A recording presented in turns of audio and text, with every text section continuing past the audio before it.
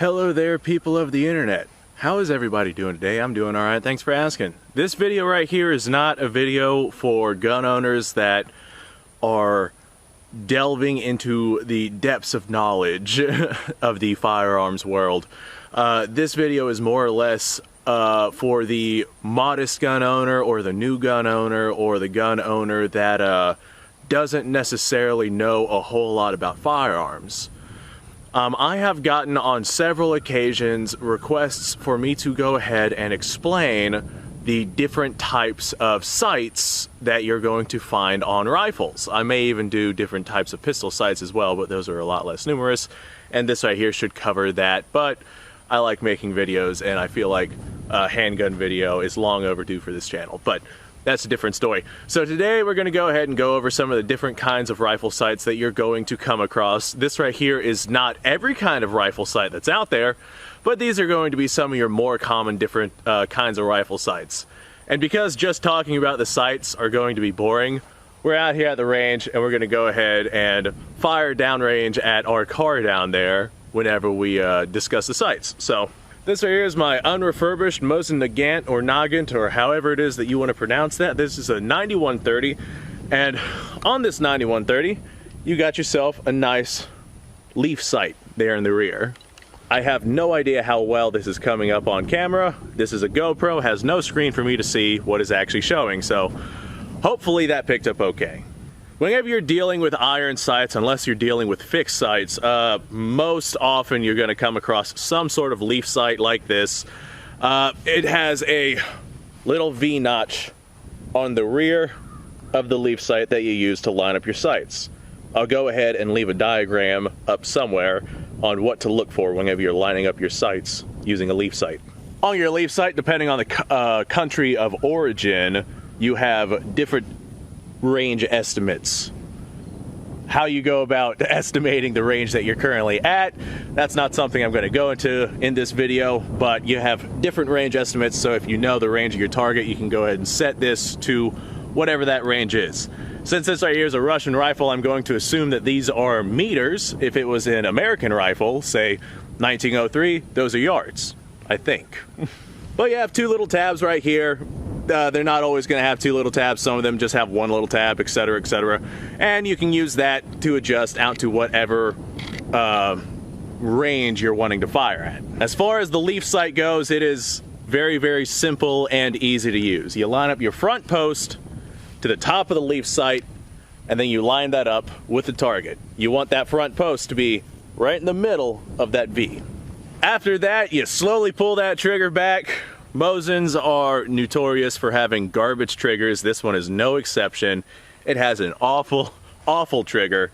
So if you miss your target, more than likely, either you're not aiming your sights properly or your trigger sucks. In my case, my trigger sucks. The triggers on these old rifles wouldn't be so bad if they weren't so jumpy. Like while you're pulling, it'll go nothing, nothing, stop, bam, bam, bam, fire. And it's always inconsistent too. Okay, let's see. I think I got safety on this one. All right, well, we're sighted out for 100 yards. We're sitting at about, I don't know, 60, 70, somewhere in there. I don't necessarily know that. I also can hardly see my target down there. But we're gonna go ahead, line up our sights right here, and fire. Aha, made that shot. I think I pulled that one right. There's that trigger control I was talking about.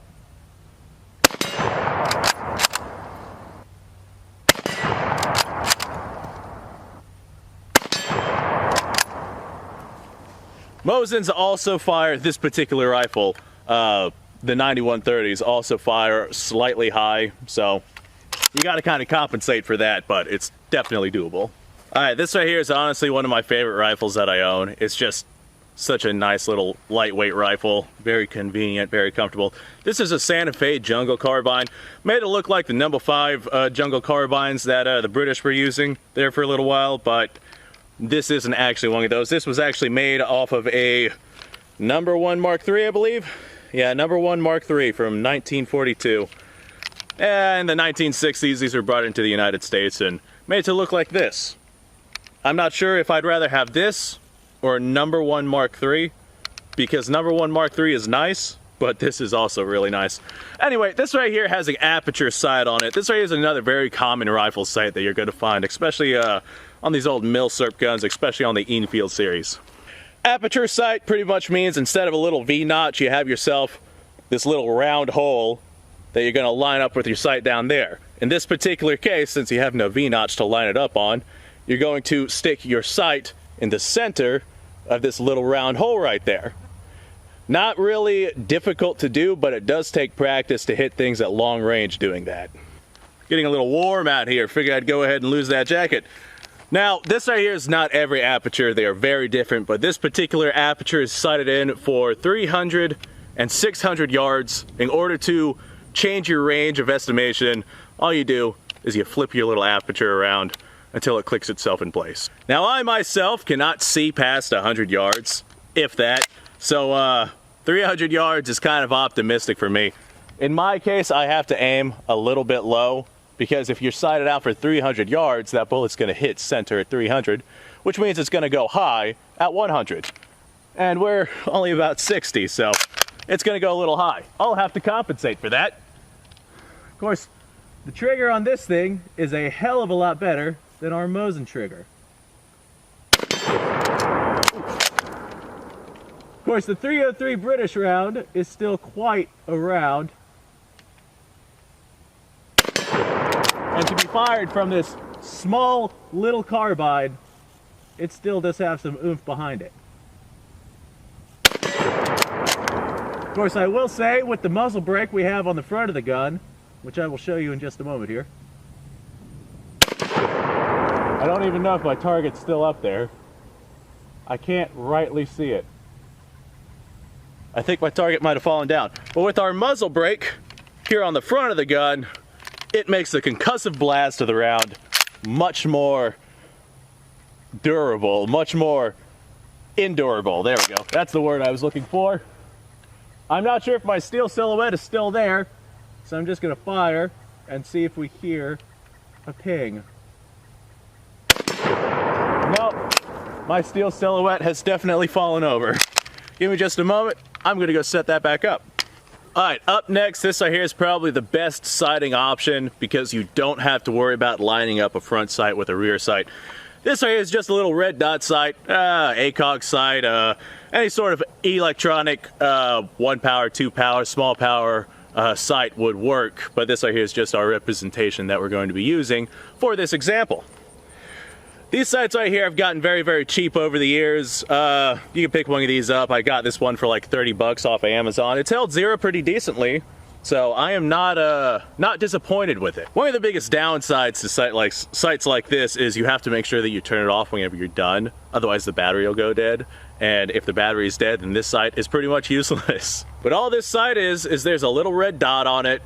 Put up a picture somewhere. A little red dot or red crosshair, or you know, the actual sight picture varies.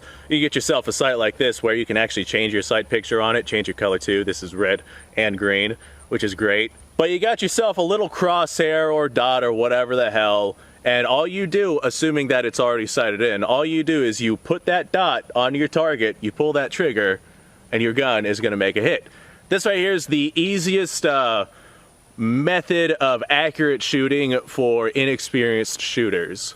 Because inexperienced shooters, I mean, it's not that hard to line up your sights properly, but I have taught, I'm a firearms instructor whenever I am doing things like that. I have taught people who just can't seem to comprehend lining up their rear sight with their eye, their front sight with their rear sight, and then lining up to the target. They just can't seem to comprehend that, but you hand them something that has a red dot on it, and all they do is put that dot on target. They make hits no problem. Alright, now that being said, there is an ammunition shortage in the United States right now, in case you haven't noticed, and 223 is either very, very difficult to find or expensive. They're probably a bit of both. So I have what is basically gold right here. This is some Steelcase 223, which is probably about as valuable as my car right now. And we're going to go ahead, lob some downrange. I've got 5 rounds here. I'm not going to burn any more than that. I'm going to go ahead and turn on my little red dot sight, although I'm going to be using green because I like the green sight. Go ahead and load around right into the chamber. And then all you do is you take that little dot, hold on, I'm going to brighten this up a bit. You take that little dot, you stick it on your target.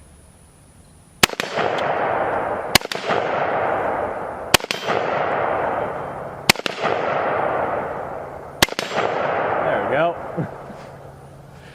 Man, I can't see that target. We're shit. I ought to spray paint that thing like a bright orange or something, because that dark green on that dark background just ain't cutting it.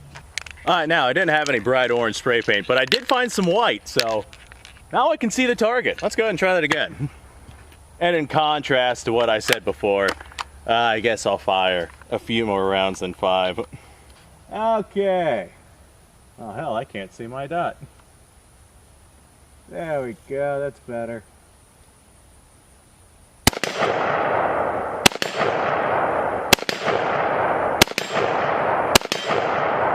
Now that I can see my target, and it falls back down, oh, that's fine. Now that I can see my target, I can make effective hits. I guess no matter what sight you have, if you can't see your target, you're probably not going to hit it very effectively. Alright, up next is probably the easiest sight to make hits out at a long range, assuming that it's zeroed in. This right here is simply a scope on an AK-47. You have to have a scope mount to mount the scope on, because there's no real good way to mount a scope onto an AK-47 without that. But it doesn't necessarily have to be an AK-47. Pretty much any rifle out there can have, it might take some modifications, but pretty much any rifle out there can have some sort of scope on it. And after it's sighted in, just like with the red dot sights, you don't have to line up a front sight with a rear sight. All you do is you take that crosshair, put it on your target, pull the trigger, assuming your trigger's half decent and your trigger control is half decent, you should make that hit, depending on how far away said target is.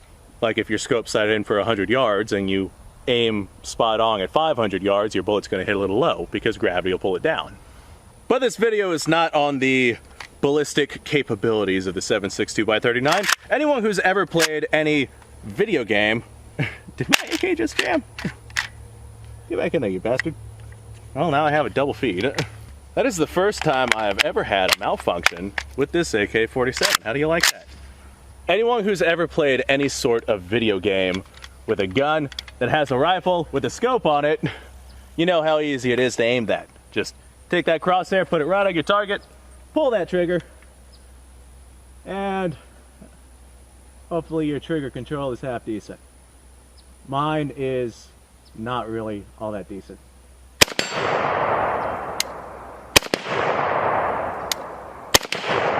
I'm hitting low. I'm hitting the crap. I guess the scope isn't quite as sighted as I'd like. There we go. Well, that was cool.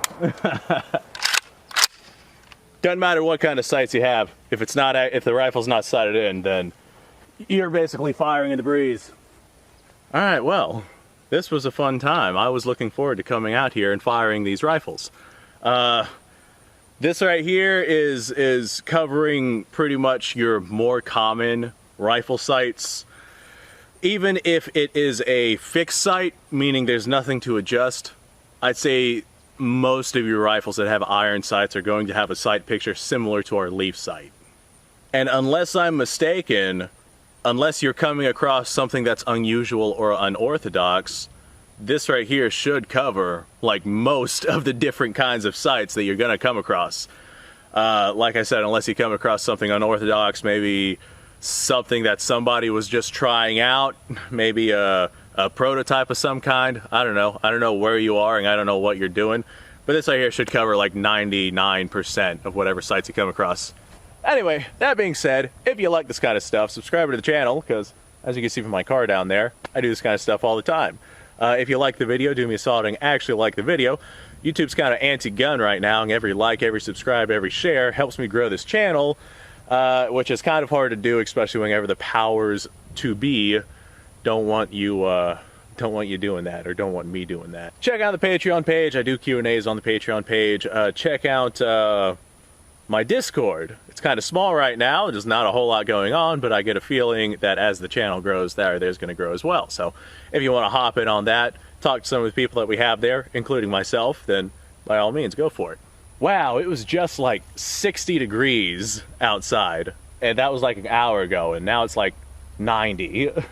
We got ourselves some real heat coming out of this sun now. It was nice earlier. We even had ourselves a gentle breeze, but now it just kind of sucks.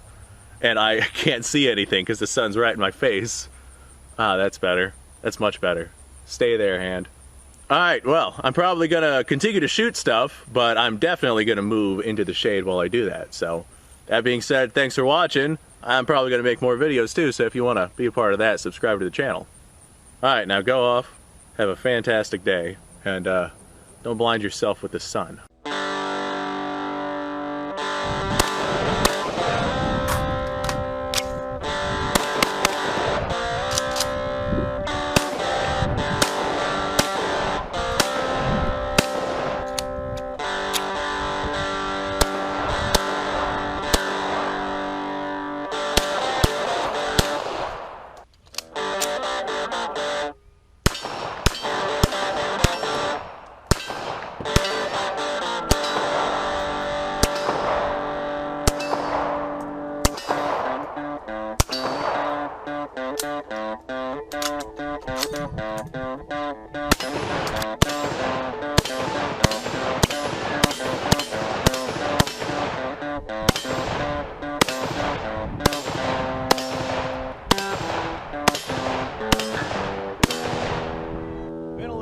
Since I've done this.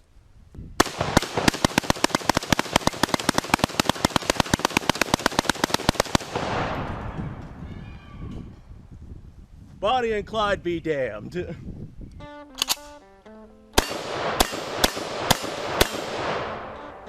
poor man's Garrett.